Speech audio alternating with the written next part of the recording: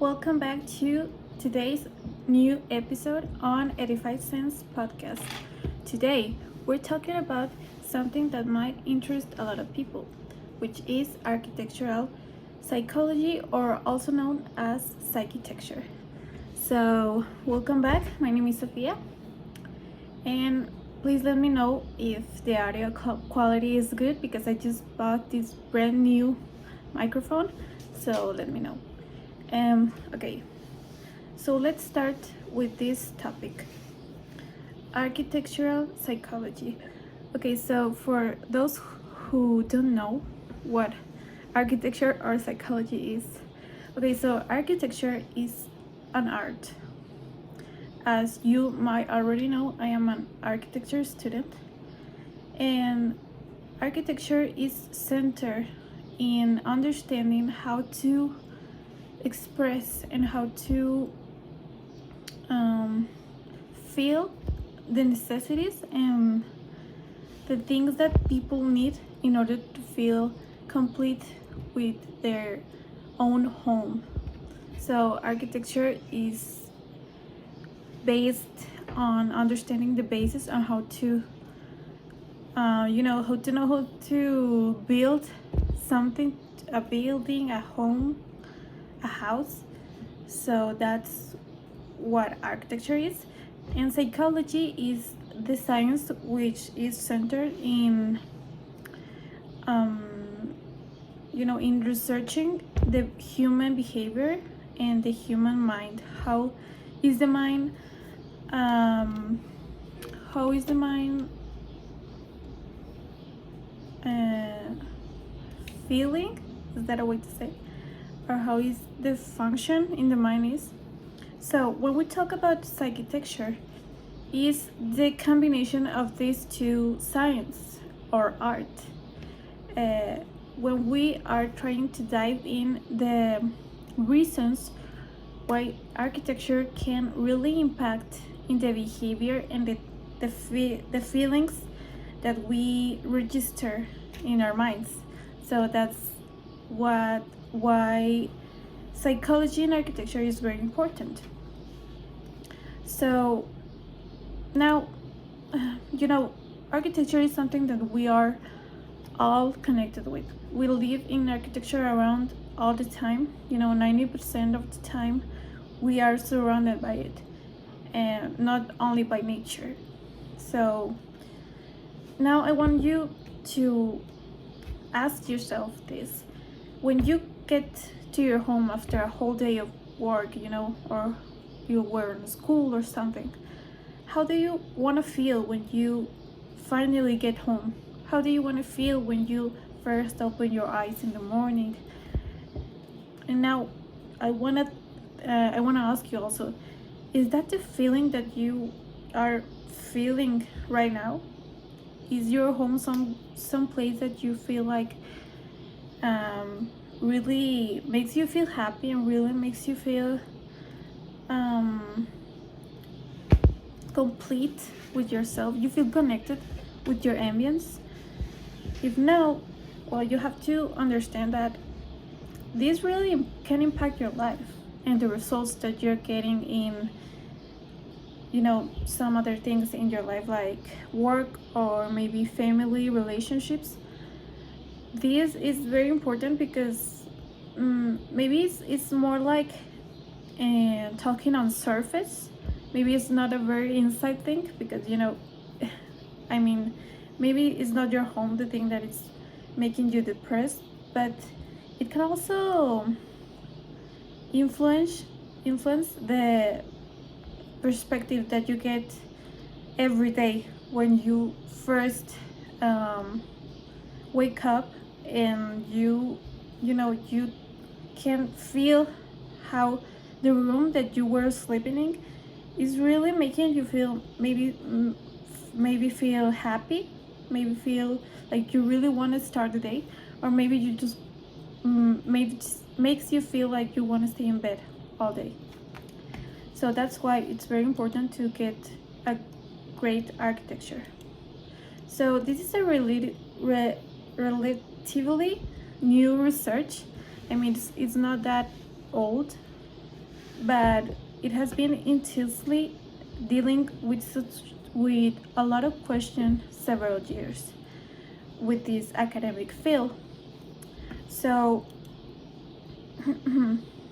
how can homes, office, and buildings can be designed in general such they can, maybe in an office, how can an office be built to make the people, the workers that are working in the building feel more productivity or feel more productive, which tends them to work more or do a better job. So that's very important. And also, well, homes to feel good and to feel relaxed. And we're gonna be centered in in psychology inside your own house, in your home, where you should feel secure, because it's your own cave around the world. So why is it so important? Okay, first of all, we have enhances well-being. So when we feel good, we do great things, and that's a fact. I mean, we have all experienced that. We feel good, we tend to do good things for us or for other people. This also comes with productivity, good productivity, which gives you, better results that you're looking for. Also, facilities and social interaction, which also opens a lot of doors, which social interaction is, like the main purpose of life, I think. So having a great social interaction can lead you to great places in life. Also supports learning. When we are concentrated, when we have a good environment to be learning in, we actually learn a lot faster, and we tend to understand way better the things because we are really learning, and also we feel focused on the things that we're learning. So also talking about psychology, like a good behavior when we are in our own place and our zone, and also we tend to feel safe, which is completely, I think it's one of the main purpose in a house, to feel safe, because if you don't feel safe, how are you gonna supposed to live there for the rest of your life, in case is that your plan? Also, something that is very important but a lot of people won't pay attention to it is the connection with nature. So nature is something that is around us and also inside of us. So nature is something that we have to be connected with all of our life. We as human beings, we can't be disconnected with nature, and maybe with plants or with trees, these small things that are really impacting the environment really are impacting not only in the weather, it's also inside of ourselves. So having a daily interaction with nature, even in your own home, which a lot of us, we don't have a lot of nature interaction with nature. So it's very important to think about it when we are building a place to be all the time. So what are some of the features in the influence that architecture has in the human behavior? So first, we have the spatial layout. How are the spaces connected with each other? How can we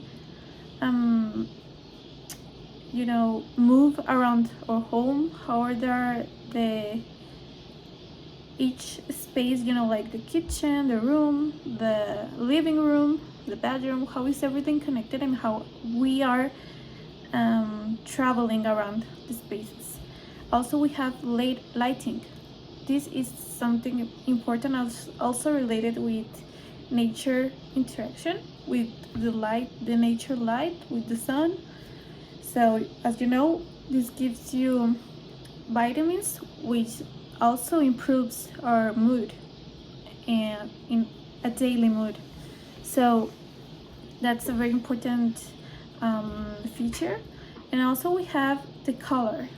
So as many of us know, the colors are very important in the feelings that we have. It's a very interesting thing to dive in, because maybe we have some special color that makes us feel good, and maybe we think it's something personal or something from yourself, but no, that's actually something that a lot of people, as yourself, have experienced, because for some reason very unknown, every color has its own feelings, and every person has feel the same things about colors that a lot of people. So a bunch of people have decided to put name to these colors and their emotions. So that's why the colors in your home are very important. Also, we have the acoustics. We can have the sounds in the streets or the sounds of outside to impact on the things that we are doing in our home, where we have to feel secure and also relax. And okay, as I said, we have connection with nature, which, as I said, is practically seeing, breathing, and also hearing nature all the time. At least most of the time that we are in our home. And last but not least is personalization, which every home has its own personalization. So when you have your own home, you really want to feel connected with it. So having a personalization in your home makes you feel great and makes you feel relaxed and connected with the spaces that you live in. Also, because you want to feel connected with a place that you live 24/7. All the time you have to live in. So that's why it's very important. Okay, so how to create a good environment. So in order to create a positive social spaces, it makes sense to integrate the the design of the project before doing the planning process. So of course this aspect of thinking of planning something is applied to a lot of things, not only in architecture, but during the planning phase of the project of your own home, you have to pay attention to all these features and to all these characteristics that can compound at the end with a great result in a great psychology and behavior result. So that's why thinking about it and planning, and also researching the things that you can do in your home to make you feel good, is something that we have to be all concerned of, because also all the architects have to be really into thinking how people are gonna feel, because not only in a personal way saying like, I'm gonna design something and I like it and that's it, or is it functional and that's it. No, you really have to think of how is the people living in that building. Is that building made for what you really are projecting in the house plans or in the building plans, you have to really put attention in all the feelings and all the features that you can modify, that maybe are not a big thing to change, or maybe are not something that a lot of people can really spot on. I mean, maybe a lot of people think they are not very important, or they think it's something, with no importance. But at the end of the day, the results are shown, and that's something that we have a lot of results, and a lot of sorry, how do I say it? Results we have seen. We have seen examples of how people react to this environment. So, if you really want to create a space that makes you feel good, okay, so let's do a little recap of the things that you have to keep in mind. So first, we have a functional and a good mobility circulation of each space. As I said, a good interaction between spaces. Also, natural and artificial lighting. Also, it's very needed because we can't just be nature lighting, but we have to really comprehend how light is functioning in each space. Okay, number 3, we have colors and their emotional impact. As I said, every color has its own emotion, and you can apply these certain colors to certain spaces which they function the best of themselves. Okay, number 4, we have privacy and security. So as I said, it's our home, it's our own cave. We have to feel this protection every time we enter in our home. Number 6, we have human measures and divisions. This is more connected with also the mobility and the circulation. Everything has to have a special measure and something that is connected with the human measures of the human body. Number 7, we have noise and acoustics. So, the noise of outside can't impact in the inside of your home. And number 8, personalization and belonging. And that's very interesting. Feeling connected and feeling that you belong there. That is your own place, and it's not only the thing that you're living in just for a while. I mean, you have to even if you move a lot, you have to feel like belonging, and feel that you belong to every space that you live in. Okay, so I want to thanks a lot to